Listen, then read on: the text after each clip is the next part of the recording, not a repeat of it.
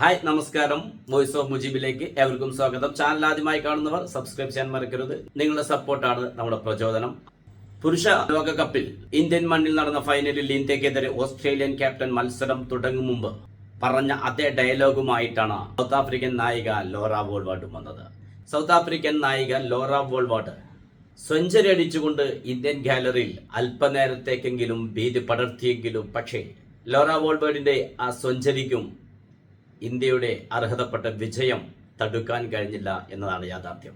Toss നഷ്ടപ്പെട്ട് ബാറ്റിംഗിന് അയക്കപ്പെട്ട Indian വനിതകൾ മുംബൈയുടെ മണ്ണിൽ പടുത്തുയർത്തിയത് 298.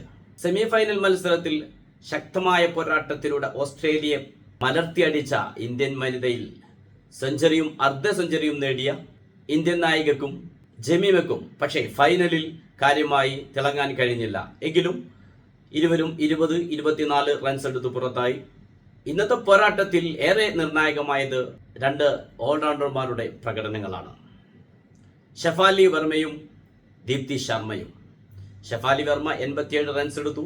ബൗളിങ്ങിലും നല്ലൊരു പ്രകടനമാണ് കാഴ്ചവെച്ചത്. റൺസ് കൊടുക്കുന്നതിൽ പിശുക്ക് കാണിക്കുക മാത്രമല്ല, നിർണായക വിക്കറ്റുകളും നേടിയെടുത്തു. അതുപോലെ തന്നെ ദീപ്തി ശർമ്മ അർദ്ധ സെഞ്ചുറി നേടിയിരുന്നു. സൗത്ത് ആഫ്രിക്കയുടെ 2 വിക്കറ്റുകളും നേടിയിരുന്നു. ഇവരുടെ ഓൾറൗണ്ടർ പ്രകടനമാണ് ഒരു പക്ഷേ കൈവിട്ടു പോകുമെന്ന് തോന്നിച്ച ഈ വേൾഡ് കപ്പ് ഇന്ത്യക്ക് നേടിക്കൊടുത്തത്.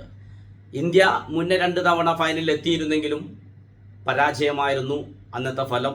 പക്ഷേ മൂന്നാമതും ഫൈനലെത്തിയപ്പോൾ ചരിത്രത്തിലാദ്യമായി കൊണ്ട് ഇന്ത്യൻ വനിതകൾ കിരീടം നേടിയിരിക്കുന്നു. അതും ഇന്ത്യയുടെ മണ്ണിൽ വെച്ച് ശക്തരായ സൗത്ത് ആഫ്രിക്കയെ പരാജയപ്പെടുത്തിക്കൊണ്ട്. ഇത് ഇന്ത്യൻ വനിതാ ക്രിക്കറ്റിന് ശുഭപ്രതീക്ഷയാണ്.